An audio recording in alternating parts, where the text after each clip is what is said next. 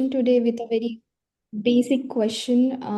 Like when we talk about mental health in context of academia, what do we actually mean? Um, Probably any of our speakers today can uh, kickstart our today's conversation with few initial remarks. Yeah. Okay, so let me start with this one. So when we talk about mental health in the academia, right? So we are not only counting the emotional and psychological well-being, but we are also seeing the social and the academic functioning of a person in the educational spaces.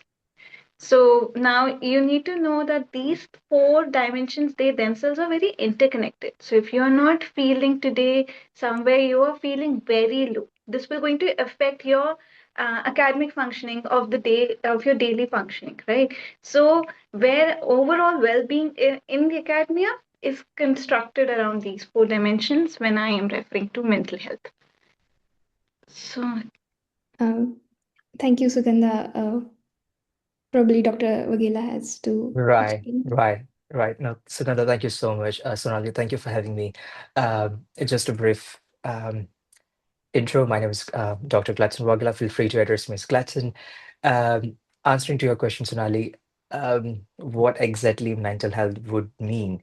I think in academia, mental health per se is very narrowly defined in the sense it's more about um, anxiety, burnout, stress. I think these are the common words revolves that often comes to our mind when we talk about mental health in academia.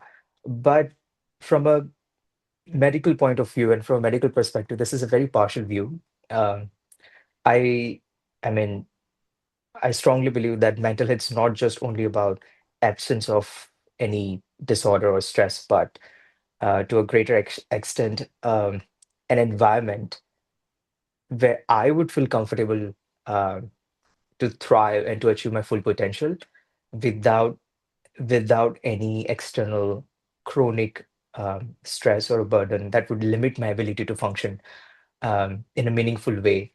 So that's something I would like to put it, and that's something I think would be more of a common ground definition through which we can move forward. But that's what I see as mental health in general, whether in academia or anywhere else. But yes, that's something I would like to start with. Thank you.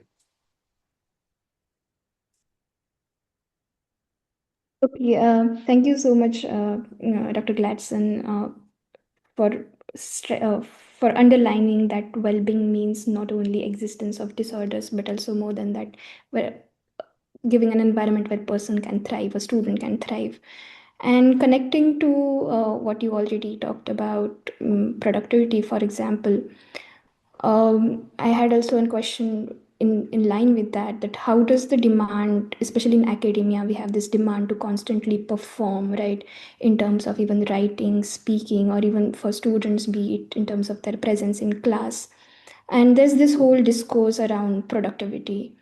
How these can affect students' mental health and their experiences and even working practices, and how how they can manage well uh, both how they can both focus on their well-being and also maintain themselves at this pace of academia that it demands.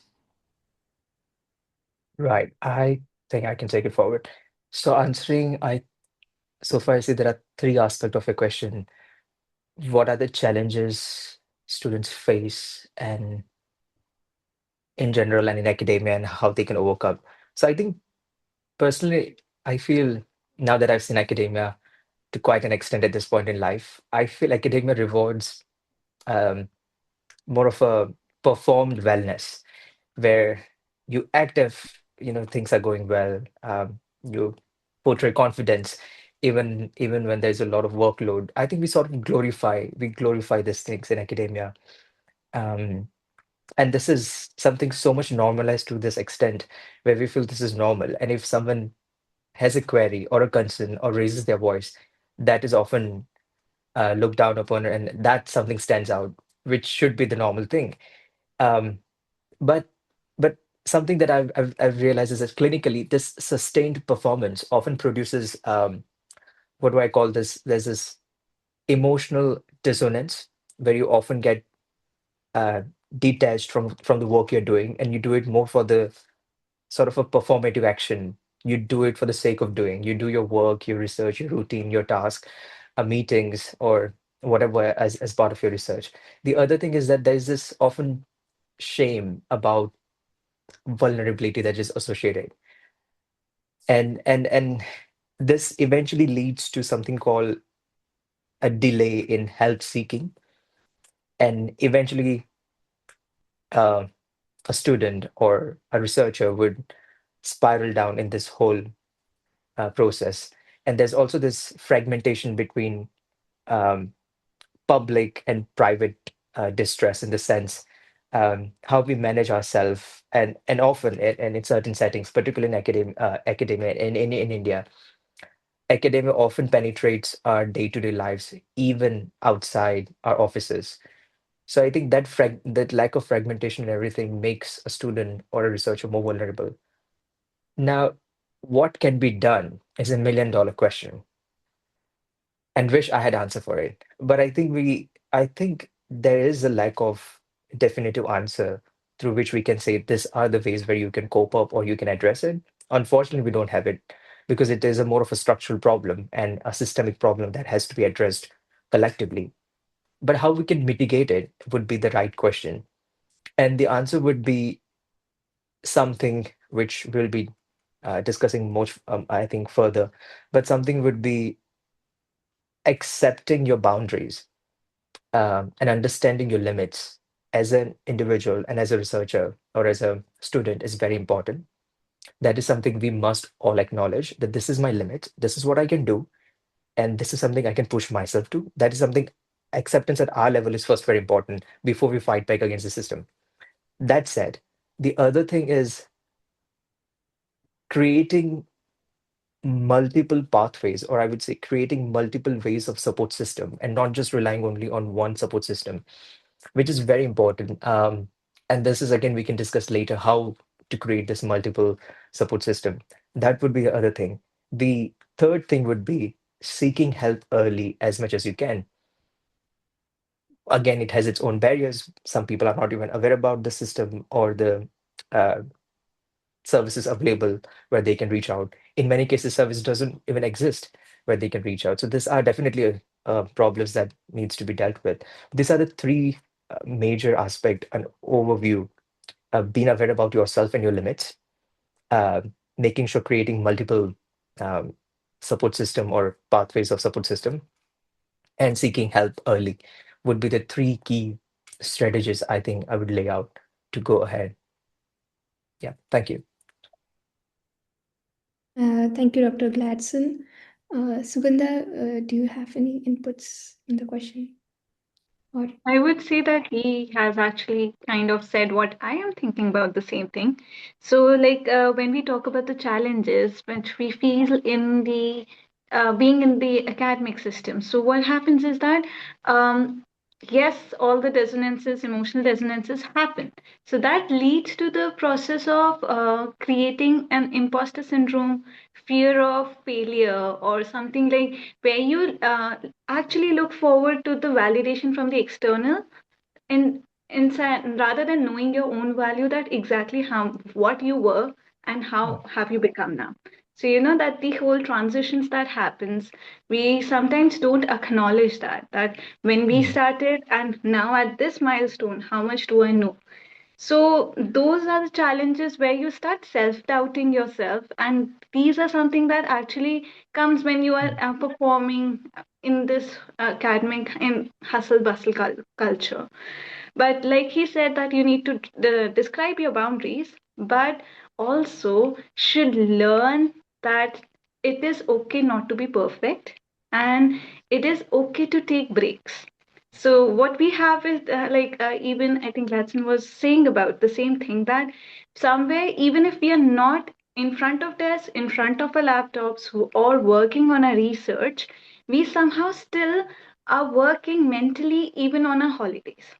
which is like we are keeping the stress in us all the time, and then we it just kind of that it is so the episodic stressing becomes a chronic stressing, and that is how the distress happens or the mental health issue starts. So yes, you should be asking for the help first, but like he said, that have diverse support group, but speak up. First step is always speak up. And one of the things in Indian culture or everywhere we have seen is that asking for help is the most difficult thing that people find. So yes, understand that some everything you cannot do, and ask help when you really need the help. Even if you feel like chota sa itna sa help, also do that, ask for help. So Thank you so much, both of our speakers today, for underlining that this pressure of being perfect, of producing producing papers after papers, or even like having this productivity discourse around that exist in academia, and there are ways to not solve everything, but at least mitigate. And I think you also mentioned, Dr. Gladson, that this problem is more structural and collective than individual. My next question would focus more on how students from disadvantageous background especially experience these issues, especially when they come into an environment where they are constantly told you lack this, you probably lack a good language, or you lack certain social skills, and how these can kind of amplify uh, mental health issues, and how this can also like affect their academic career or performance in academia. And how do you think that, what are the resources which can be helpful for, especially for students from marginalized background, to manage these multiple challenges? Right. Would Sukunda like to go ahead? Okay, so I will just point out that when you say the marginalized and the disadvantaged groups, so yes, they do have this compounded disadvantage that is there, right? So the one of the things that actually affect is the financial vulnerability or the lack of access to those networks or the resources that actually would help them in their work. So that it kind of creates more time constraint and time pressure on them. So psychologically, or you can say when it affects their mental health, it creates frustration in them. This again, like I said, self-doubt. Self-doubt is one of the biggest one of the trigger points in when it comes to the mental health that can be seen is that it self creates a self-doubt that what if I'm not good? I don't know my subject or my technical knowledge is not enough. So I would say that yeah, if you when you say that what are the challenges that they face, I can tell you that I mean I will not be the one properly speaking for it properly, but I would say that this expounded it's just creates more pressure for and more struggles for them. Right, right. Sonali, thank you so much for this question. Particularly, I feel scholars or students from marginalized backgrounds, they often experience something called um, there's this higher surveillance, which I've noticed in most of the academic institution. Um, and there's this lower tolerance for error. Um, just because you come from certain background or certain um, caste or of certain socioeconomic strata, you should perform and like top of the game. You should be the very best. Um, so there's this always this thing, and it's not just only from the outside world; it's also from within. As a student or as a researcher, that something is there, and how to deal with it. It's something I think it's a again a whole different topic to discuss. But that is something we must acknowledge first that that exists. There's this higher surveillance, um, low tolerance for error. These are the certain things. The other thing they might face, students from marginalized background, would be um, I think an additional emotional labor, in the sense it's not just additional labor in terms of work or where they're working or the research or the institution, but also an emotional labor like representation, more explanation, or more advocacy. And I think this is very much there. And I think one of the very good incident that happened over the past year, which I would like to share, is that there's this inherent nature where, especially in some of the premier institutions in the world, let's just say Oxford or Cambridge or Edinburgh or any universities like this, wherever students from certain marginalized, certain characteristics, protected characteristics, they are often studying there.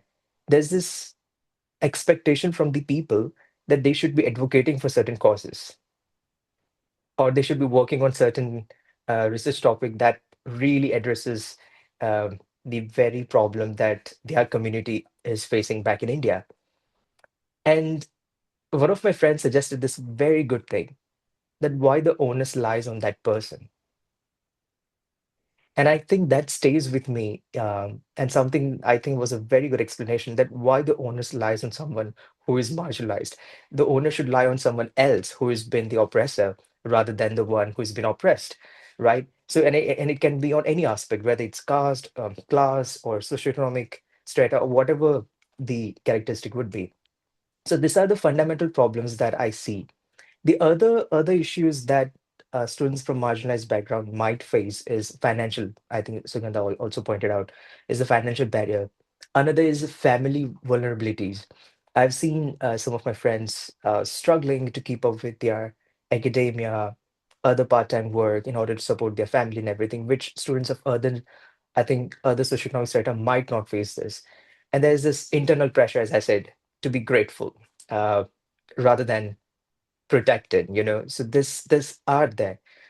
The first thing in the step is to acknowledge as an individual, as a student, that these things exist and this is not normal, and it is okay if you act differently from any of these things. So that's first thing. So psychologically, there's this hypervigilance, there's this chronic self-monitoring, there's this exhaustion that goes far beyond academic pressure. So these are the things.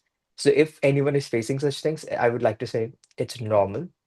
And I would also like to say it's normal not to face any of these things and to act differently, um, not to be grateful, to do what you like, to do something or to work on a topic which might not be nowhere related to your community or your or other factors that your community is facing or you are facing in general. It's absolutely fine. So these are the things, it's very normal. Once you acknowledge that, I think once you settle down with your own self, I think you have won half the battle, because then it's easy to also convince the external sources that why it is normal to be in this situation and to act and to behave and to conduct yourself in a certain way. So these are the problems that students from marginalized background might face. And this is something, the first step would be acknowledging it and normalizing it within ourselves of as an individual. Now, what help they can uh, receive is something, again, a very bigger problem. And I think the first step would be to reach out people. Um, and this is one of the very common suggestion that is always given, to reach out to the people of your um, or those people who shares the same characteristics, or reach out to people of certain marginalized background and form a group. I would say don't do that. If it is helpful, sure, go ahead, do that, but that, I don't think so it's helping. I would rather expect you to go out and to mingle up and to seek different avenues of support system, not just only people of your background and of your um, sharing similar characteristics, but rather people of different characteristics. There are people who advocate about you and about your conditions, even though they might not have experienced it. So just assuming that you belong to certain strata, and because you have faced certain um, problems in your life, and others who have not might not understand you, I think there is um, that's wrong. People are there to help you and support you. So diversifying more and more people and experiencing more people is very important. rather than just assuming that people of my background or someone of my um, you know similar characteristics might understand me, not necessarily. And when you expect that, and if it doesn't work out, it hurts you the most. So I would suggest that just diversify yourself. Don't limit yourself with in terms of people you reach out, or in terms of friends you make, in terms of conversation you engage in. Don't limit yourself. I think you break through this whole barrier by making sure that you reach out to more and more people, and you expose yourself to more people, and let them know as well that yes, people like you exist in the academia or in this system, and it is absolutely normal that I'm a living human being and just normal like you, and I deserve to be exist in this situation or in this circumstances as well. So that would be the first step to move forward. Other steps, something we could discuss later, but yeah, that would be a very fundamental aspect to move forward. Thank you, Sonali. Yeah. Thank you, Dr. Gladson, for like highlighting that we need to even diversify the spaces that we reach out to. My next question was actually around the same topic that you have already talked about, but probably you'd like to focus more on what kind of like peer supports or informal mentoring or even collective care you have found meaningful or effective, especially in academic spaces, in universities, and in institutional spaces. Uh, can you point out to already available resources that participants or students broadly can reach out to if they do not find that immediate peer support? Sugandha, would you like to go ahead? I will let you go on this one first. Right.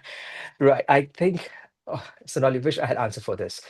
Um, and unfortunately, I don't have answer for this, that what's supposed to exist. But I do feel that I think reaching out or creating or having a peer spaces where productivity is not the currency, I think is very important. Where you are not being judged by your how productive you are or what you have achieved or things like that is very, very important. And I think that's something just like all of us might have watched Friends, if not, that's absolutely all right. But if you've watched Friends, it's an American sitcom for those who don't know, quite famous, quite classic, considered.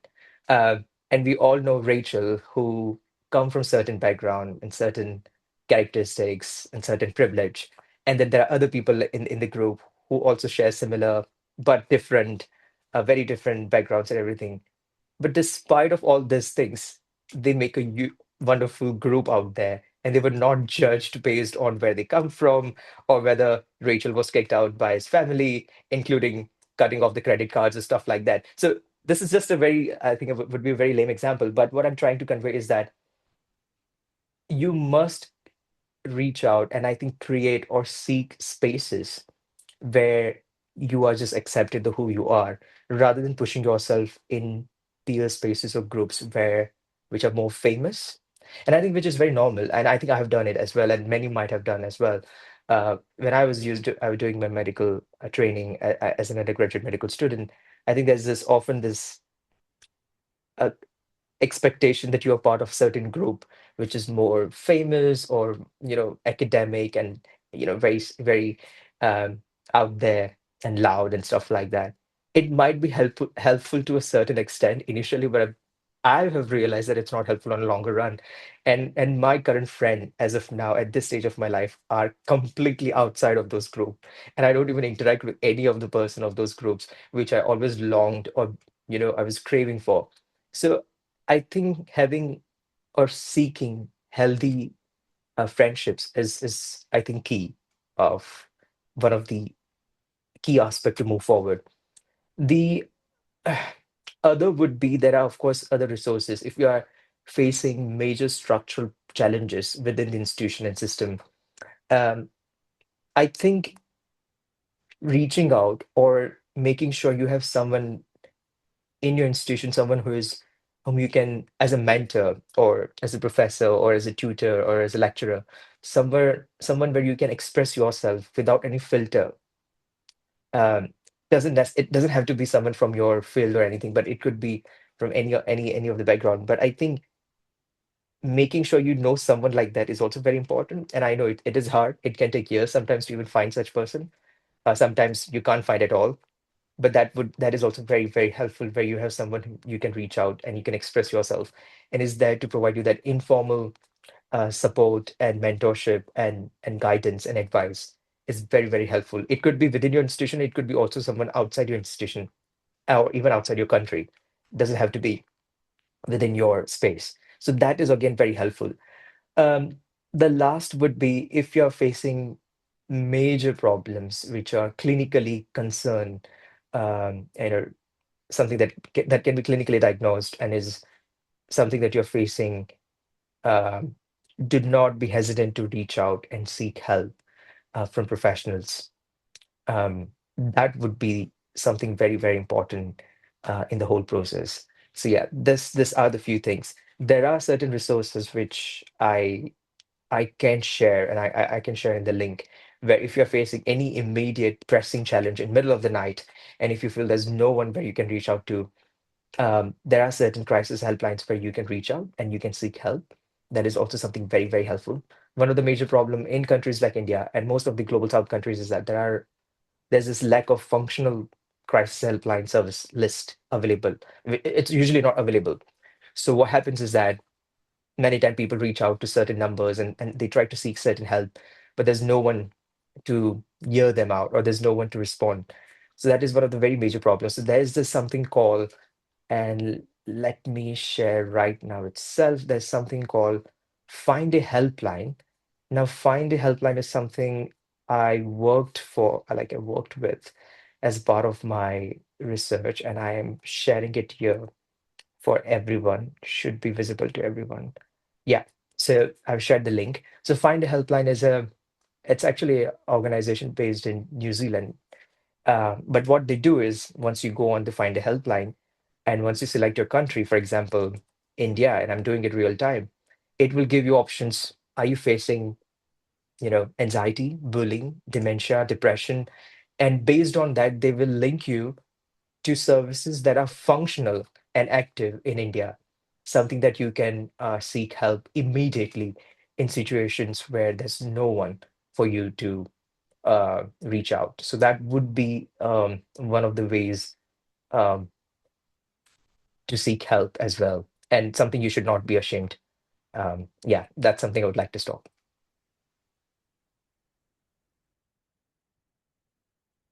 So to add to him, like when you said that, have your friend groups, I actually understood in my PhD journey that, you need to have diverse set of groups. It's you cannot just stay with one of the group and be okay with this. So I actually always say to my juniors as well that, have friends in the department, have cross departmental friends, have friends from different universities, and especially have friends or the family or the support system outside the academia. Now, each of them have their own advantages, and trust me, they will be the one who are going to create the whole cheering squad for yourself. So what you need is that, see, the academia, sometimes you have to have your own solo journey. This is something me and my seniors have discussed when we were in our first year in the PhD, that it is such a solo journey because what you are facing, maybe I will not be able to give you the right answers to it intellectually. But what I can give you is that emotional support, that I am there for you. You're not alone. So, just knowing that somebody is there for you and you're not alone is also somewhere going to give you this happiness, or, that, okay, I'm not alone. It's not something I'm going to struggle alone. So, that is really very important for you to have. But again, do not, if you don't have it, it doesn't mean that the life is in your academia is not working well. No, you are doing good job. Maybe you don't have it as diverse as it seems, but that is also a good thing. Don't worry about it. So yes, having a peer and the senior support is something which you need, and you will be having it in your lifetime. But also you need to understand, like how Gladson was saying, that there are some of the groups which I am no more in connection with. Sometimes the friendship have a timeline to it. Don't worry about it. Sometimes you have a friend for a semester, or your lifestyle in your semester, one semester to another, changes. But that should not create a problem. That should not create the problem that, um, how is this going to affect my functioning or affect my mental health? Maybe something is wrong with me. No, it is not. It is just that right now in your journey, that was the need and that is done. So when it comes to the financial help, understand that there are many writing grants and many grant help available even in Indian academia, and it is not known so much, and that is one of the issues, that the awareness about the grant systems or where you can get the financial aids is not very known. And this is one of the systemic problem too. But yes, there are some financial support systems aside from the normal fellowships that are there, which can help you during the time when you do not have your stipends, but you are still on your writing stages. So yes, the financial supports you still can have it around you.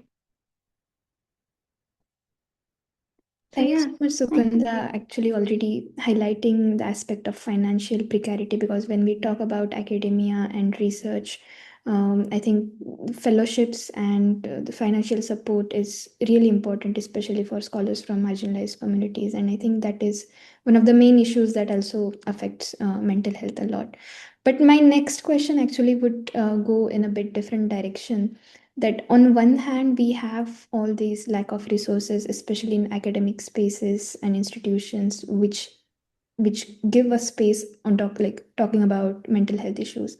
But on the other hand, if we even open any kind of social media, be it Instagram, there is this over there's so much content on mental health issues, and it is not always talked about in a very professional manner, and there's this like over proliferation of content on mental health, and this also sometimes lead to self diagnosis. So how do you think how to deal with this kind of imbalance, that on one hand we have this so much so many conversations going on mental health, but on ground in reality that's not really translating really well? So, I would say that the social media is good for creating awareness, and it has done its part. It has opened the dialogues, it has brought in the destigmatization of the talk around the mental health, which was hush hush before, is now that actually people would know. And it has also helped the people understand what they're experiencing. Whatever they're experiencing, they're able to know, okay, maybe this is what I'm going through. But that does not says that the social media is the solution to the mental health, or it can be your therapist. No, it cannot. Or it can be your counselor. No, no, no, don't do that. So there's so much of information and miscommunication, or information overload actually, that this is leading to a quick self diagnosis and quick labeling. And what is happening is that because of this, everybody is turning into dyslexia. Everybody is now ADHD. So, this is not right, also. So, you need support systems, you need proper mental health services in the academia, which should be recognizing their role, and they should be the one playing the role of providing the help, not social media. So, that is what my take would be on social media being doing the talks about the mental health. Right. I think very well answered by Sugandha that um, it has broke the silence and the silence that was existing. But the I think the major problem that is which also I think Sugandha pointed out is over identification, in the sense that when people begin to interpret every fluctuation in mood or productivity, they try to see this through a diagnostic lens. Um, and and when suffering becomes a fixed identity, rather than a dynamic state. So I think that has to, I think that needs to stop, because not everything that you face or struggle or go through um, might be clinically concerning, you know. So that is something very, very important for scholars and researchers to understand, that be aware of what's happening. That's good. But clinical diagnosis might be very different. It's based on context, it's based on duration, differential diagnosis, exclusion of alternatives and stuff like that. So just what's out there, what someone influencer is saying doesn't mean that you'll be facing something that as well. Just because my girlfriend broke up, that doesn't mean that I'm clinically depressed, or just using the word depressed doesn't make me depressed. You know, there's a very different criteria for things like to be clinically diagnosed as depressed. So understand that there is a lot of difference in what's out there in social media in real life and what clinically might be diagnosed. So that's one thing. The other thing, I think social media also has led to something called mislabeling our distress. So now there's some tag, or there's always some nomenclature out there for our feelings. And if it doesn't fall within it, we feel like, oh, it's not normal. So that is, again, we need to be very much aware about the whole process.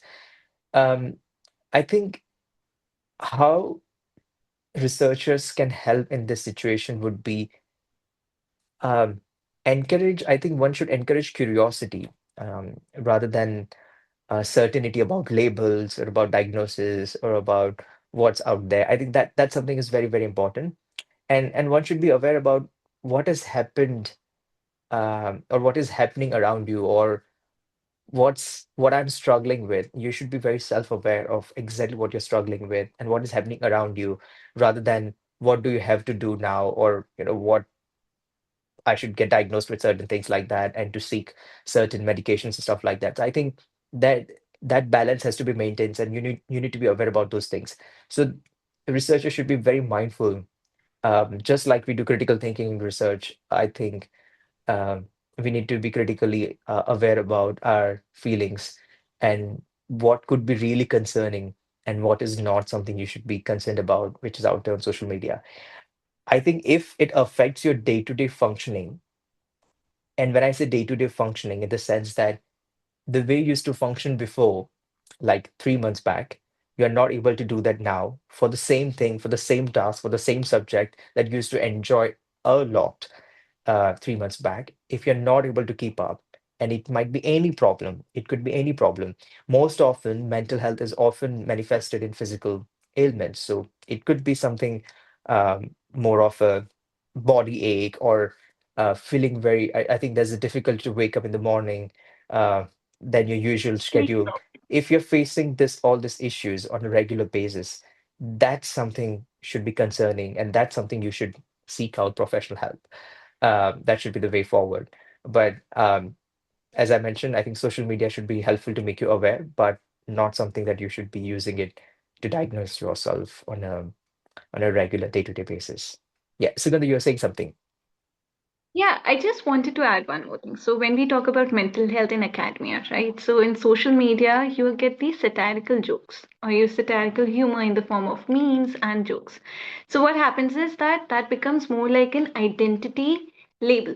It becomes that, oh, so the toxic environment, breakdowns, and breakdowns, or the burnouts that are being the most common themes of these jokes. So if you see the comments and everything, you can see more like an acceptance attitude, or more like it is what it is attitude, and it is more, that is where the mental concerns are accepted but not questioned.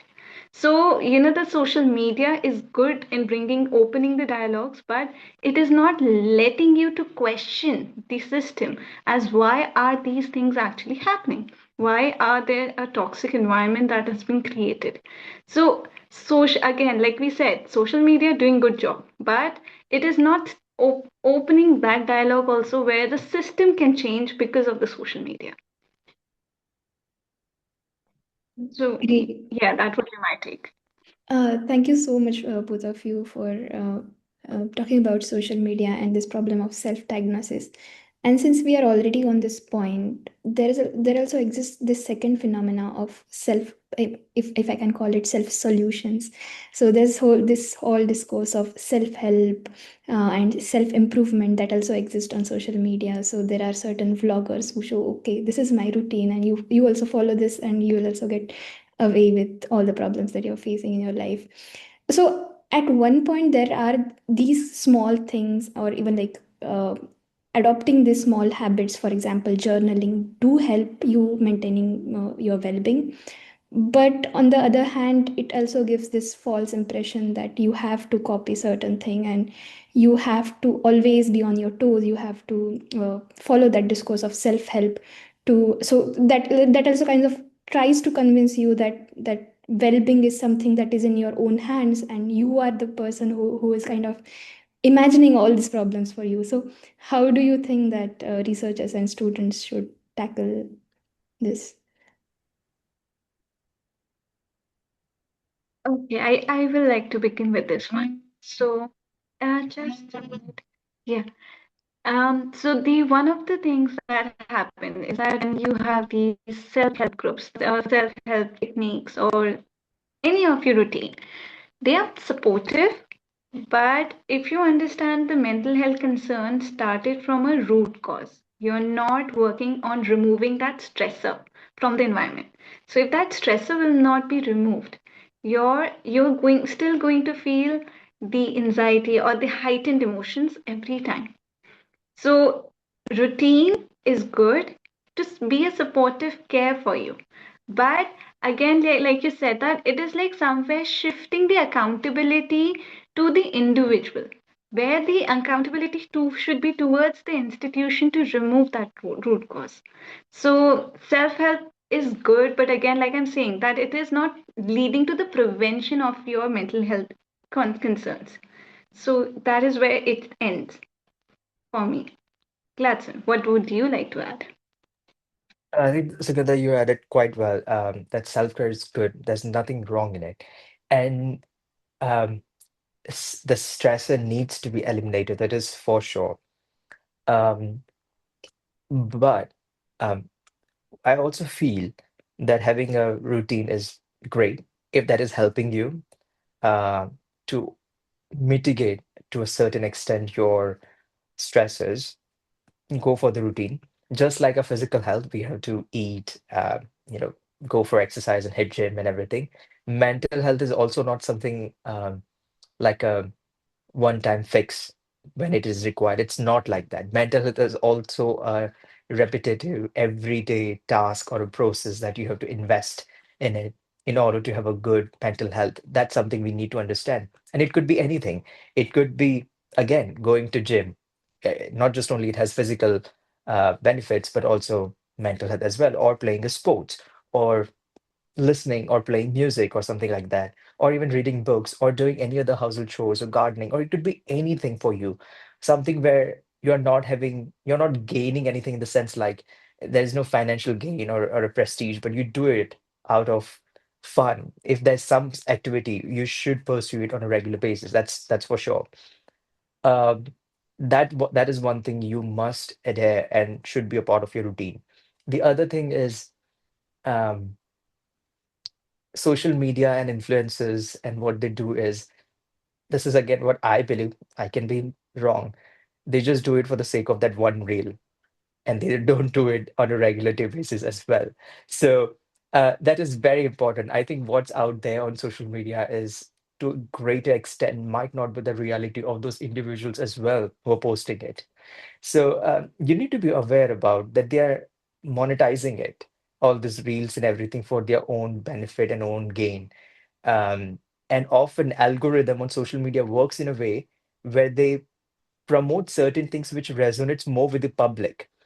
That's how the algorithm works. It doesn't work in a way where what I'm feeling, what I'm going through, but that's how the algorithm works. So you might be projected to certain content every time, again and again, and you might be prone to think that maybe I should do such things, or I should do or act or behave in a certain way, or I should adhere to certain self-care.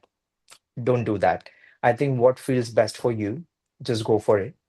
Um, and finding what what's best for you is also very important, and it might take months or even years of understanding that. But to arrive at that understanding is very important as an individual. And it's fine if you're not arrived to that understanding and if you're still exploring, that's fine. But make sure you are engaged in a process to even explore what's best for you, to escape that stress or the academic burden. Um, and that should be the way forward. Thank you so much, Dr. Gladson and Sugandha, for answering this question that I think all of us have experienced at some point of our time in life. I think I will like to open the floor for questions from our participants, so that we can further take this conversation.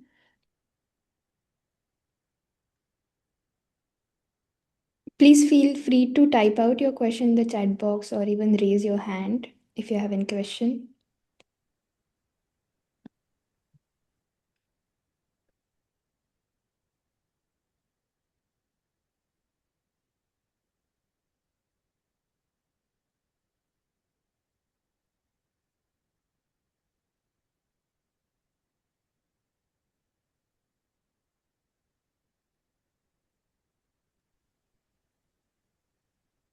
Yes, I think I see a hand raised. Okay, Riaz, please go ahead and unmute yourself and feel free to ask question. So, in my opinion, that the worries and the tensions for the research students and students in this academical field are a little different than others. And our problems might be more concentrated on our academics, our time management, our and our future worries about our PhD, about our mentorship. Is mandatory for us someone to hear us, and it is also should be someone who can understand these worries. I've always experienced this lack of exposure because, like you said, I have so many friends in different dynamics. They have different characteristics. They can help me upright my emotional feelings by went for a simple task and traveling. I was always happy with them. But uh, even for example, when I have uh, a great achievement in this academical field, there are students in, especially in our South Asia, who don't have someone to tell about. You know, that's when I experienced, I've recently got World Historical Association paper presentation. So that was a huge achievement for me. And it's like slightly when I said to my parents, they said, "Oh, uh, what is that?" And this kind of reaction is better. They don't know what it is. None of my friend circle don't know what it is. Even my teachers, this is a sad story in my hometown. I'm living in Kerala, which is in India. So, talking about the dynamics of different friends in different dynamics, it is also might be mandatory to have friends who can understand this kind of problems.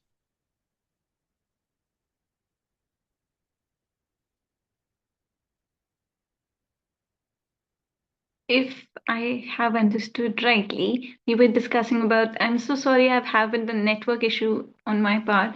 So what I understood from yours is that you were discussing about how the diverse groups have helped you, right? Or is there any question attached to it? Yes, I've been helped by them in a great deal. Uh, but what I lack and what I ought to do is a network of scholars who understand the dynamics of academics. Yeah, that is really very important to have. One thing which I actually was about to talk about was the academic culture is built up by us. What we see is what we are going to follow, and that's how the legacy or the creation of that academic culture happens. So yeah, it's really important to have an informal peer group mentoring and peer group networks, which is very supportive to you.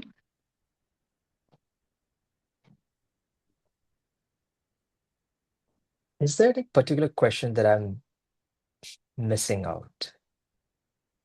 Or was this, if I'm understanding, it was more of a uh, healthy intake? Experience sharing. Yeah. Yes, right, right. Makes sense, right.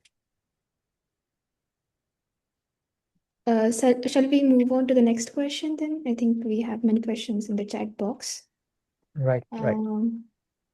So Chinmay is asking, the multitasking often makes me overwhelmed, ending up procrastinating and leaving tasks undone, and it becomes a loop. How to tackle that? That's a that's a very good question. I think everyone struggles with multitasking and how should multitasking be done. Um, and I'll tell you why multitasking is so taxing. From a medical point of view, it's because our brain cannot multitask. It often switches from one task to the other. And when you're engaged in multiple tasks, it often leads you to this metabolic exhaustion because it consumes a lot of your energy. And I think that makes you um, drain in the whole process. So first, I think what should be done? I think very simple, and I know it's very hard to channelize your energy on one task. That is very important. The other thing that is very helpful that I've usually, and again, I am trying to do since past many years, not very consistent, but something that is very helpful is if I'm having a very busy day tomorrow, I just make this to-do list um, and just point out and very broadly submit the paper, meeting with the professor, or attend the seminar. Just putting it out with the times and reminders. When I sit down to write my paper, I know I'm not going to complete my paper all on a one go. What will I do is I'll motivate myself from within. I'll just write one paragraph rather than the whole paper, you know. And it doesn't have to be perfect. It could be something very, very, very stupid in the sense, like something not. Um, but I think when we strive for perfection, that is also one of the major problem that drains us in the whole loop again and again. Something that we need to learn. Uh, so breaking down your task in a simple task is very helpful. I know it's very easy to say, but it's very helpful. That's how you should go ahead with. And rather than striving for perfection, you should strive for doing the task in the best possible way you can. That's it. And starting early is very helpful than the given deadlines, which is a struggle for me, which is something I'm working even as of now every single day. So yes, that would be the thing. But Sugandha might have a better insights, maybe. Yeah, I do. Just give me a minute. And this is what happens when you actually try to be perfect. Your system ends and it just, you have to use final resorts for everything. Okay. But like I said, life moves on. Perfection is not what you needed. And it is the first thing in the PhD that happens that, that you, in any of the research area, that, if you're not perfect, you get the whole stress inside you. Again, talking about it. But when you come with the multitasking, like Gladson said, that, make a to-do list, break it down to the smaller chunks, not the bigger chunk, like your research paper. No, writing a paragraph in the introduction is good. But in your day, there's something known as 80 to 20 principle. So this is something I've been trying to do, and it is also one of the things that I'm mentioning in my research as well. Your whole day is productive when you think about one of your to-do tasks that is completed, which you have been thinking about it for a very long time. So prioritize your to-do list in the sense, yes, break it down, but also make it what are those 20%, which is the most priority task that has to be done. So when those 20% tasks will be over, the 80 would be helpful too. But those 20, till the time you will not complete, no, trust me, you will still be feeling overwhelmed even if you complete your whole day in a very productive manner as well. So if your research paper is not written, no matter how many classes you have taken as a TA, no matter how many meetings you have done with the students or your supervisor, that will not count as a productivity, because in your head you have made one priority task, until the till that time that task is not over, you will still feel overwhelmed. So multitasking is always overwhelming. Like Gladson say, you're switching, you're not actually doing a multitasking. So prioritize. This will help you out. Our And I next hope it. question. Okay, Sugandha, you wanted to add something? No, no, go on, please. Okay, our next question is from Vijay Pal. We get engaged mentally in a loop which keeps on churning in our mind. Round the clock, the academic questions keep on popping up in mind even while one is at kitchen or taking food. How one should disconnect with academic thoughts on daily basis without losing the orientation. That's a So very I'll go first on this one because this is something which happens with me as well. And a friend of mine, in her room, actually, she keeps these writing pads everywhere.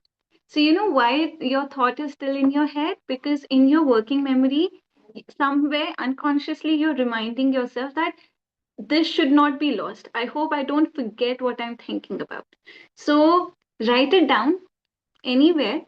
And best, yeah, people say that do it in your phone. I still don't believe it. You write it down on a paper, and then you see yourself. I think you will feel better, because that is what I learned from my friend. That yes, when you write things down, you are just giving your brain a rest. That yeah, I have written it down. Now I will remember. You don't have to remember it for me for now. So this side business that the brain is handling is what is causing you to feel that keeping that thought in your mind all the time.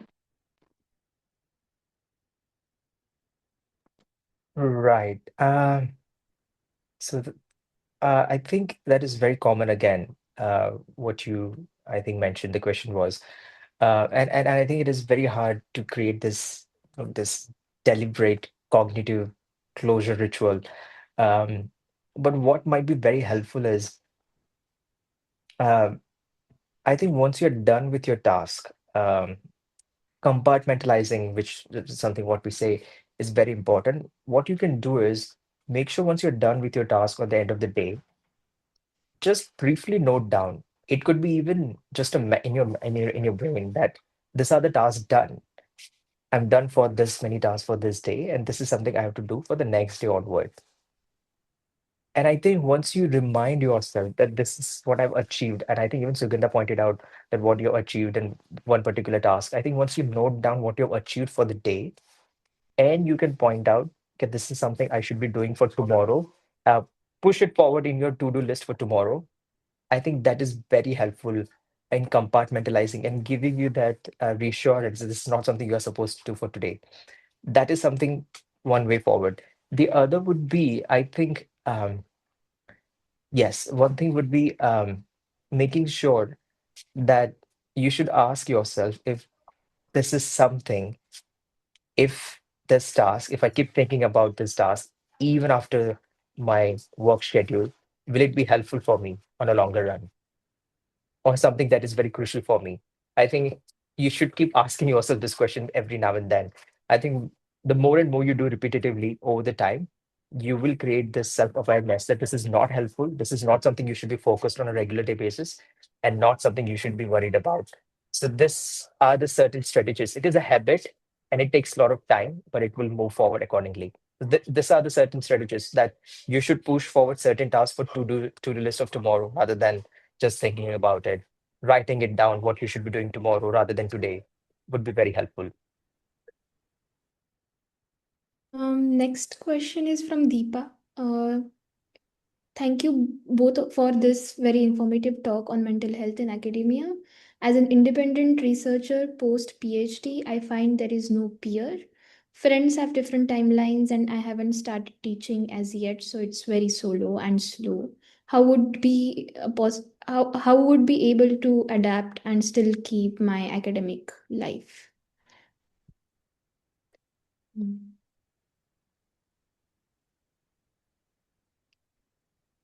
I am sorry. Is there a question? Oh, I think it is sharing of experience. I'm so I am I confused. I think it's sort of a question, and I get maybe I think what Deepa is trying to ask is post PhD, there's this lack of peers that you might have back in your uh, college days, and you feel very often solo, um, and how to adapt and still keep my academic life.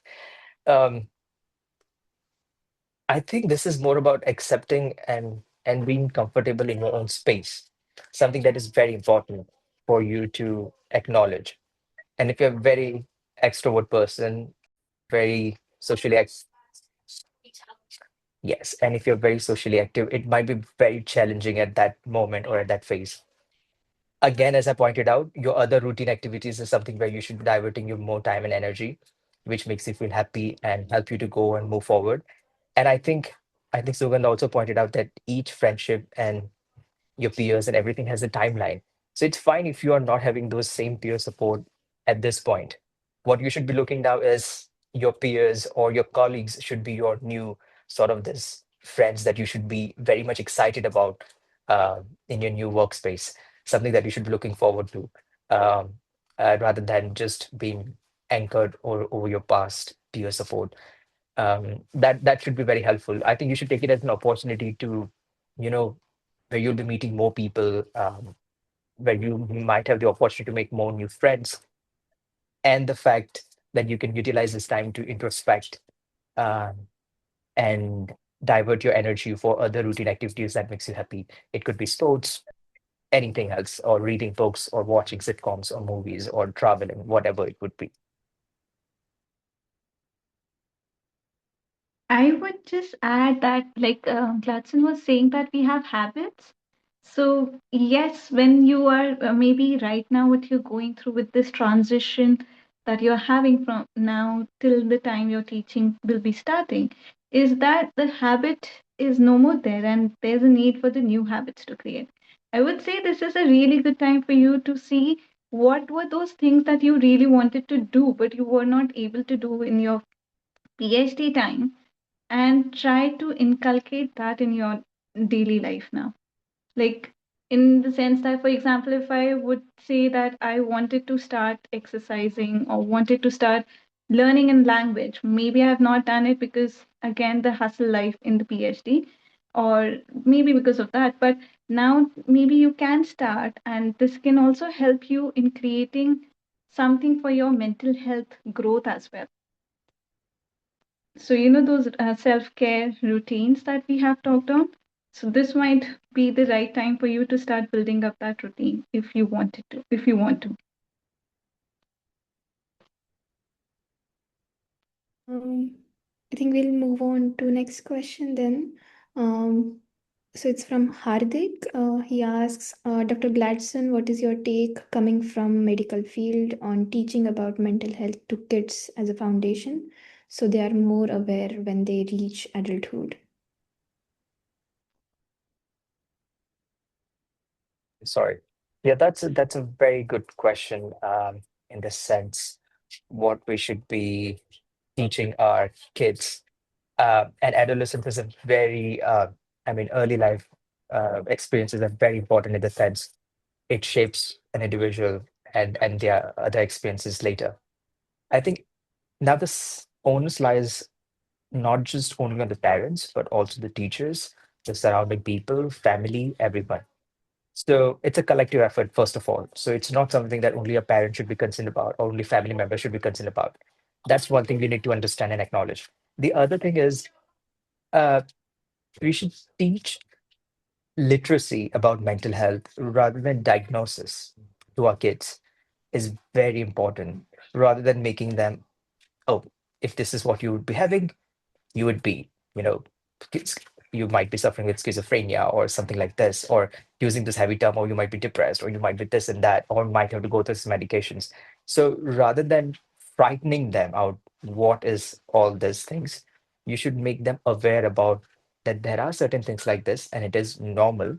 And if you face such things, it is easily uh, treatable, something that, just like a headache.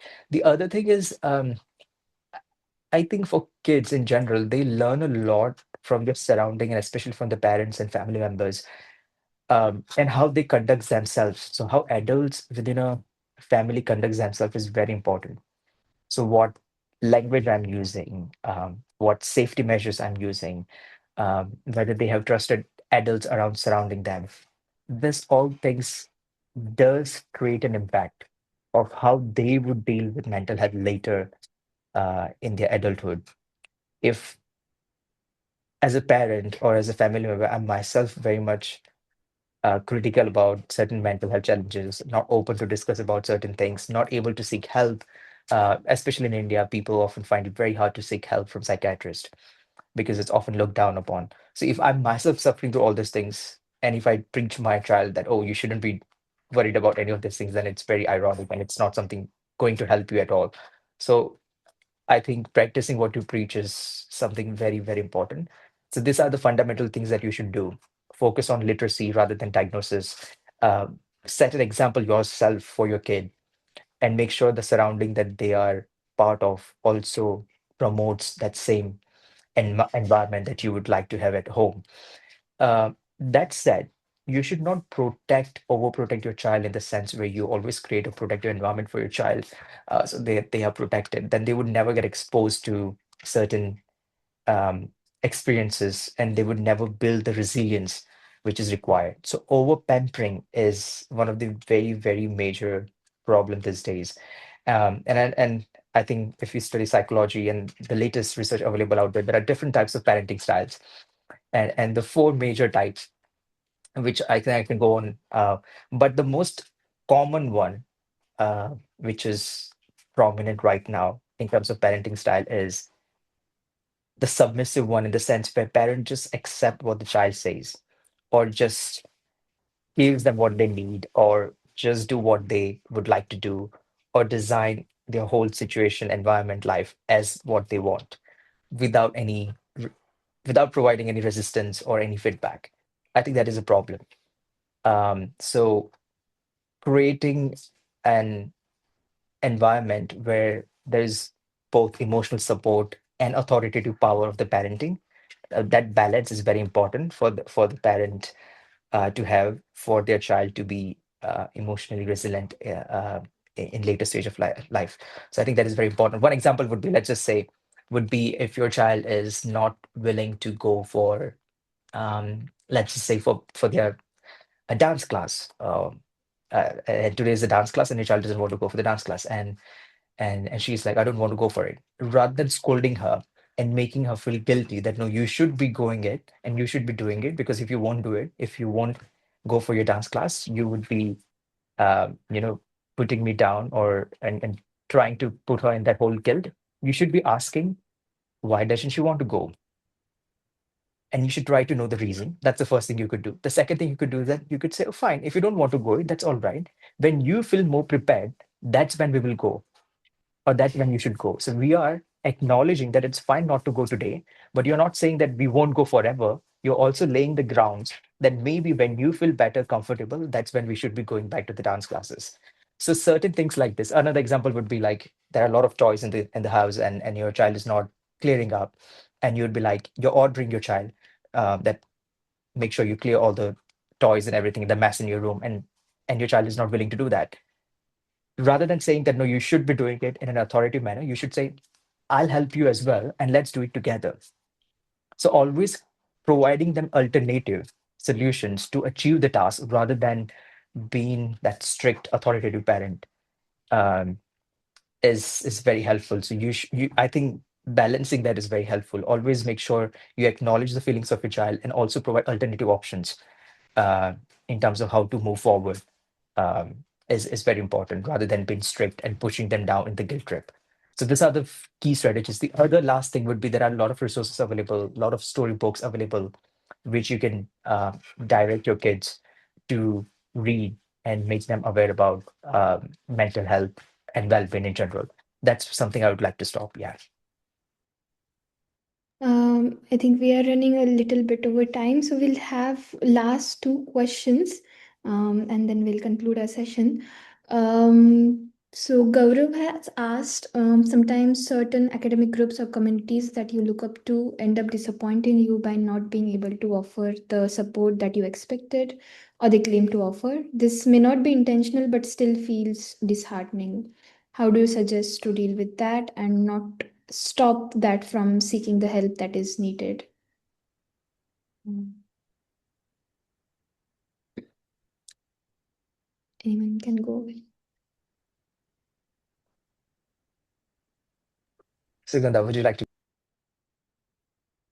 Um, okay, so when it comes to having the diverse group, I'm in one of them. So like I said that sometimes some of the friendships again, if they are here in the academic, any of the academy, even in their own domain, it's a hustle and hustle culture, everyone. So sometimes, the you would not get the time matching that, okay, provide me the help. And it is disheartening, acknowledging it, but alternatives are also there. So you might not, and if in those conditions you don't find the alternatives, um, maybe maybe just pause for a minute. Don't just jump to the conclusion of okay, no help, full stop. No, maybe you can just pause for a minute and then go back again to seek help. If it is really concerning, I would suggest that reach out to the other available support system that you have, and I think that would be my stance on this one. I would skip at the moment. I think we can move forward to the next question. But I think Sugandha has summarized exactly what I would like to say. Okay, so then we'll move on to the next question. Varsha has asked, especially a question related to social science research. She says that I think as a social science scholars, we are much engaged in listening to the news, social political debates, longer informational videos, etc. So if we think that these involvements also something we feel content doing or as a way of life, could it create a draining effect and reduce our energy and attention? And if so, how to reframe these elements in our daily life? I think that's a very Um, important question, especially for social science researchers. So we will be concluding our session with this question. Yes, Sugandha. So, you know how we were talking about the social media. So, one of the things about it is the attention span. And if I am, as I am going to assume that you are, when you're saying that you are involved in long videos and all of that, it is happening on a digital platform. So, consuming this is good, yes, and but there should be a timeline. Make it a time bound activity, because any activity if done in the for a very long time, that exposure is going to create a training effect, or it's going to create a exhaustion in you. So it is good if it is bringing you contending your day for you, but time bound it would be something I would suggest. Right. I think it's just coming back to the same question asked previously, how to detach from academic work, even in other spaces. So I think the same suggestion would be, uh, I think I would like to I mention here, agreeing with Sugandha, yes, compartmentalizing time. I think using certain time slots for certain time work is very, very helpful. Rather than working in one individual task, I think working on certain time limits, 20 minutes, and then taking a 5 to 10 minutes break between your work is very, very helpful to move forward. Uh, I think that is very helpful. Last is, I think, just say Hardik has asked about question on suicide. It's a very major problem, and it's a more of a systemic problem. How to deal with it is, first of all, normalizing it, that It is okay to face certain issues and challenges. And the moment you feel at any point vulnerable, you cannot change the external factors. What you can do is seek help and make sure you seek professional help of a clinical psychiatrist or a psychologist to help you cope up with that situation. And then, of course, if there is an external help available to mitigate that stressor, go for it. But before that, you make sure you are yourself stable enough in that situation. Or if you see someone out there, make sure you proactively reach out to support help. That would be my overall take. It's a major problem, something might take whole day to discuss, but that's how I would like to summarize it. Yes. My take, I will end this one with this small suggestion, and it is a systemic suggestion that organizing and conducting the mental health workshops is not a job of counseling cells only. It should become a mandatory, not mandatory, but just part of the academic life when it comes to the department or the discipline wise as well. So when the institute arrange such workshops, so when the department does that, it is more in visibility and that brings in the awareness that decreases or normalizes the talk around it, destigmatize it, and also the whole conversation becomes healthier where the hesitance go away. So you know how we have it that if you taste something first and then you go and buy that, maybe you will, there's a high chance that you are going to do the purchasing of it, correct? In the same manner, if the students get the exposure not to the therapies but like for example the guided meditations or mindfulness, these activities can help them feel that, oh yes, I that is helping me, it gives me peace and it brought me back to the present moment. So the chances of those people coming back for the or reaching out for the help to the health services is will be more. So yeah, when it comes to the system, normalize, promote such workshops would be my take. Thank you so much, both of us speakers, for such a one enriching conversation. And I would also like to thank all our participants for asking such pertinent questions. And I think we can go of the question. We can also have separate session on each of the questions that was asked. Having said that, we also acknowledge that these problems are ongoing and there will be no one-stop solution. But I hope that spaces like these and conversations like these will at least open up more and more such opportunities for us to come together and also at least speak on these issues. And with that, I would also like to highlight some of the resources that I think Dr. Gladson had shared and which our participants might also make them informed with.